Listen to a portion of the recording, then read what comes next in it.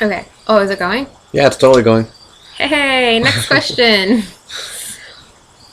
Our next question is, do you guys find in your relationship that you intuitively understand each other very easily, or is it something you had to work on? If it came intuitively, do you have any thoughts on which functions you find common ground? If it was something that you worked on, ditto, did you find that knowledge of how particular functions work or MBTI in general helpful at all? Okay, so first of all, do you feel like we intuitively understand each other very easily? Yes and no is my feeling. Um, I feel like often. I feel like. No, not intuitively. I mean, we have to communicate a lot of what we are feeling, but we communicate it very well. So I feel like when we don't communicate things, we like talk about it later on, and it turns out that she was thinking something totally different than I thought she was thinking, and vice versa. But then when we communicate how we're feeling in the moment and just talk about like why are we feeling this way, then like we just understand each other more perfectly. So intuitively, I don't think so at all. What do you think? I was going to say the same thing, that we don't necessarily understand each other intuitively, but we communicate really well. I think I understand you a little bit more intuitively than you I get me. think you often understand me a little more intuitively than I get you, but you often think things intuitively that are not actually true about me. So, like, More I often. intuit correctly, but then my judgments are wrong of the intuition. So, what I Yeah. intuit is correct, but then what I do with the information I intuit is wrong. Yeah. Okay. So, if it came intuitively, do you think what functions do you find common ground on? So, Well, it didn't come intuitively, so maybe we can go to the next one. if it was something you had to work on, did you find that knowledge of how the functions worked help at all? For me, yes, because my one of my concerns going into this relationship was that I had extroverted thinking and he had introverted thinking, and I personally don't understand introverted thinking very well. But again, this is just where we had to communicate, and I feel like we have had like arguments where it was the introverted thinking and extroverted thinking kind of misunderstanding each other. Because my understanding of introverted thinking is that you tend to like have these thoughts kind of all over the place that are somehow connected, whereas mine is much more linear. It's like bam, bam, bam. Yeah, so whenever we're like brainstorming things and we have to write things down, it's always like I just want to explore the entire breadth of everything we can explore, but every single point that we get to, she wants to go bam, bam, bam with every single detail for that Yeah, point. he goes all over the place, and I'm like losing tracks. Like, well, I forgot that one. We're on this one. No, we have to stay on this one. And you can see that in the way we take notes too. She has like very organized like outline forms of notes, whereas for me, I like write things down all over the paper and then draw arrows that like in my head mean something and how they're connected to each other. And that's how I like to take notes, but she can't read that and gets very frustrated when we're doing that because she feels like we should spend more time in whatever point we were at 5 minutes ago. Yeah, that was some really frustrating times. So it really definitely helped me to like be aware of that and talk through that. And like we did, Yeah, we're really good at talking through that. yeah. I mean, the other difference is extroverted feeling and introverted feeling. So my understanding is that, and let me just say, I'm not an expert. I'm just explaining what I've kind of come to understand about this. I think that's what you mean by my understanding is. Okay, fair enough. My understanding is that introverted feeling is very personal and distinct to the person with it. So I come up with values that aren't really based on anything except my own feelings and intuitions, whereas extroverted feeling is a little bit more concerned about community values and how the entire community feels about something.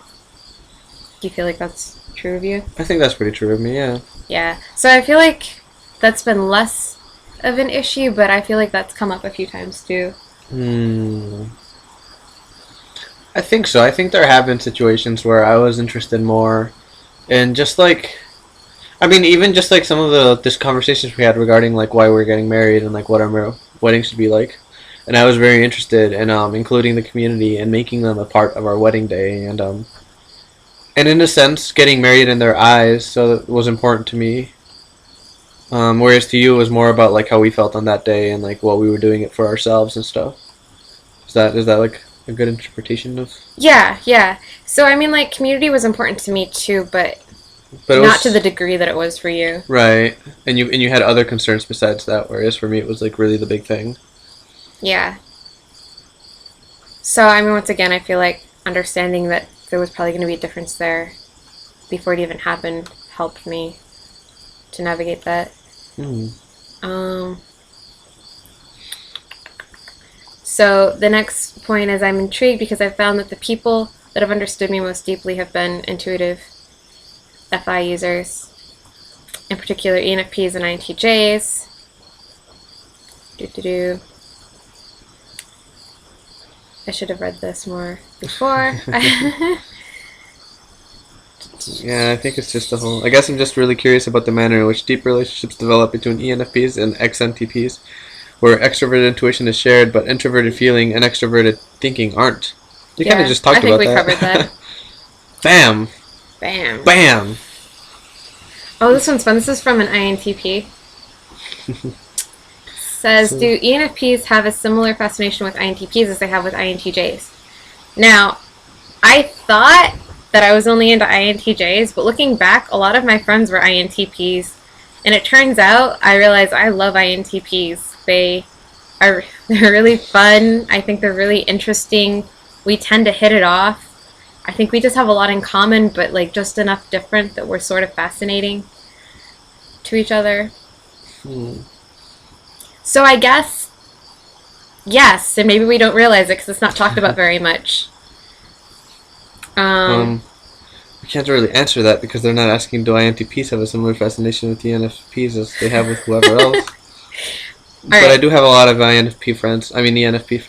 Yeah, he does. His best man was also ENFP. That was fun. As well as several others of my friends. And I guess I do have that fascination with that personality and childlike attitude. Yeah. So the next question is, how does one know if one is attracted to an ENFP? Well, how does one know if one is attracted to anyone? I mean, I'm not really quite sure. Like, I follow that question. I mean, I knew I was attracted to you. Let's go with how does one know if one is attracted to you, this Okay. ENFP, whose name I'm not allowed to use, for good reason, I guess.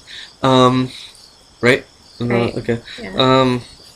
I mean, I fell in love with her childlike whimsy and her love for fun, while at the same time being a serious, responsible adult. It's like she's a serious, responsible adult because it helps her live her life, not because society forces her to be that way, and that's awesome. Because wherever she doesn't need to be a responsible adult, like when you are cooking or having fun together, she like has a lot of fun, and we have a lot of fun, and blah blah blah. But when we're gonna have friends over, we are able to clean up our act and make the house look nicer most of the time, and hang out and invite people over and be presentable human beings. And that's a really cool dynamic that I really enjoy. And I just like being with her and spending time with her and I don't know, hearing her thoughts on everything. Does that about say it? Yep. Okay. How does an INTP go about attracting an ENFP? That's a question for you. I guess so. Well, we met online, and he was different than everyone else because, well, initially I guess he wasn't all that different. We just sort of, kept on messaging. He was one of those. And then we kept on messaging, and we weren't able to meet right away because he was away and all that stuff. But he called me as soon as he was able to, and we talked for a while. And then he started texting me all the time, and then we talked again. And like as soon as we were able to, we went on a date. And I just felt like he was really pursuing me right from the beginning, and he was really interested. And he wasn't playing all those games that I feel like every other guy is playing, where it's like they're trying to act like they're not really interested, they're just going to play it safe, and like, they'll go so far, but then they want you to go so far, and then, it's like they can back out at any time and say, oh, I wasn't really interested, or whatever. And INTP was not doing that at all. He was almost annoying me with the volume of text he was sending me but I also sort of enjoyed that. And Single-mindedness and not playing games and being honest are things INTPs are good at. I feel like those are things that we can easily learn to do. yeah, And it seems like those were things you really appreciated. I really, really appreciated how direct he was and how I just knew what his intentions were. He wanted to get to know me. He was interested in me. And it wasn't overwhelming like, let's rush off and get married right away. He didn't make me uncomfortable, but he just made me know.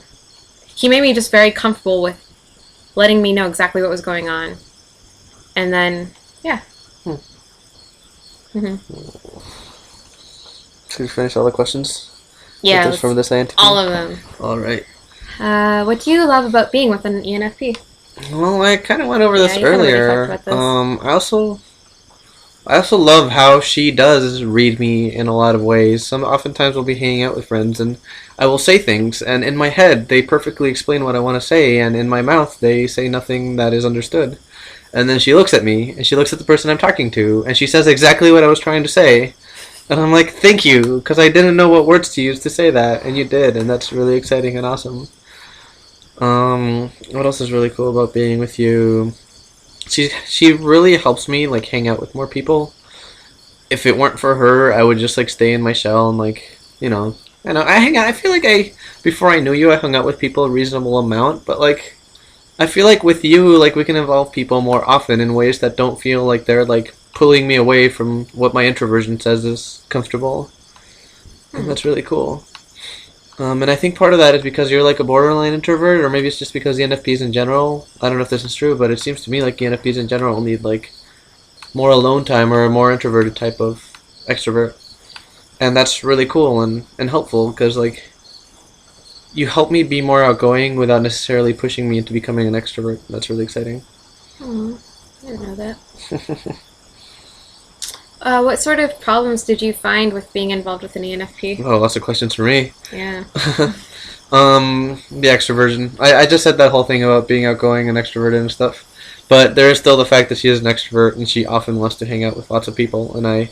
Really? Yeah, I mean, like, when we went on that retreat and you constantly wanted to be with people and I needed to just, like... So, like, I love being with her. I love hanging out with her and just with her, but then once we're hanging out with people nonstop, I have to go off and, like, read a book by myself because, like, I just had too much people time. I get all peopled out easily.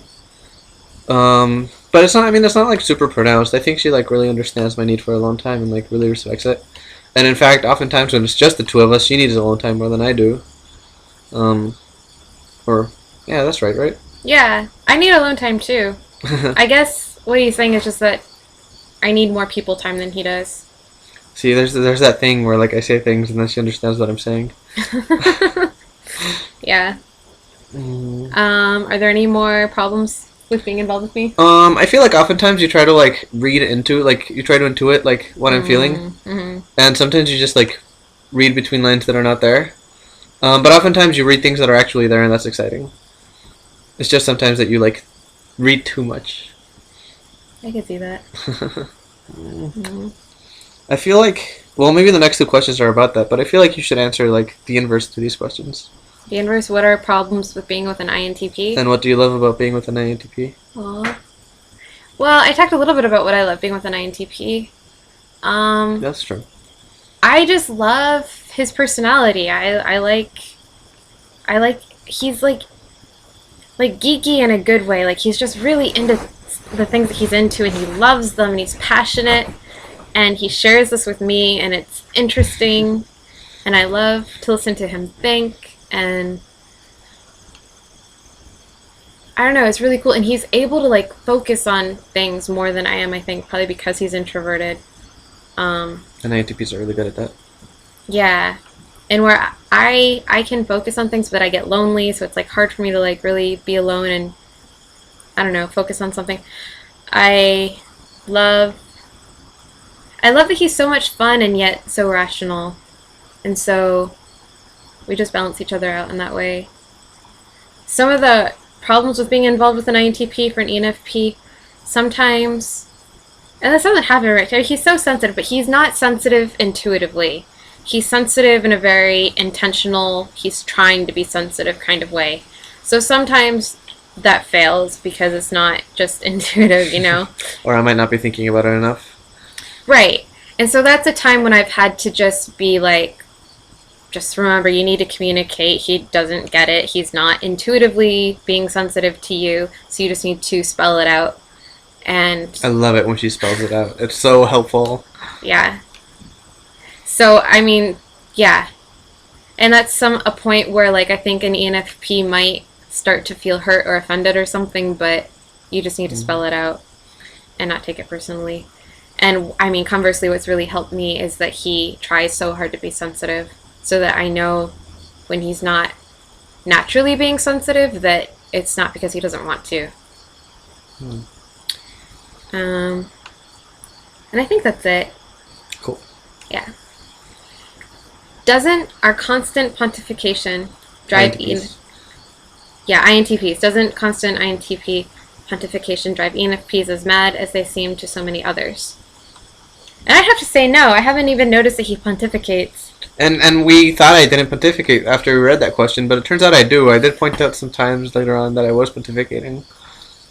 And we noticed that it doesn't seem like pontificating because, well, like, the other night he was doing something and he was, like, all, like, excited because he figured it out and he was explaining what he had just figured out. And I was just listening to him and it was fun. And he was doing it in such a way where he was making it clear that it was just exciting to him because he was figuring it out. It wasn't like he was trying to, like, teach me or explain something to me, which might be annoying. Right, I think, like, I used to do that, and I realized that it made people feel patronized, and I realized that I wasn't really trying to teach them, I just wanted to share really exciting things that I discovered. So I started figuring out new ways to, like, share things in ways that didn't seem patronizing. But I also really like listening to people. So That's true. I don't know. Maybe ENFPs really are different. That's really helpful. That's true. Yeah. All my that's a really good point though. All my ENFP friends like bear much longer with my pontification and like explanations than other people do. Yeah, it's because we find people so interesting.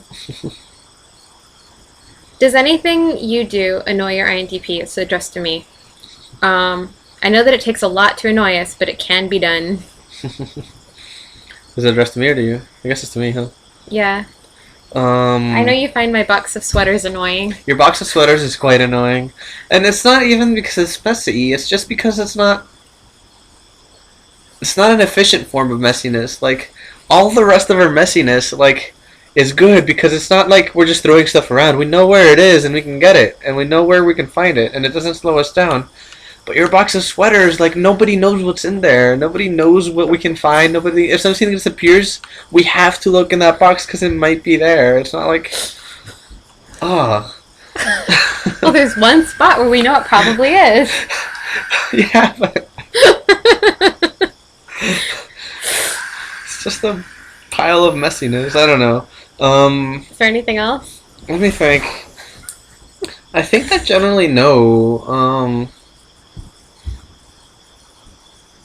I mean, it sometimes annoys me when you don't spell things out for me and I'm not able to figure out what you're thinking, and I just live in this sea of possibilities, ranging from it's nothing to she feels like killing me right now.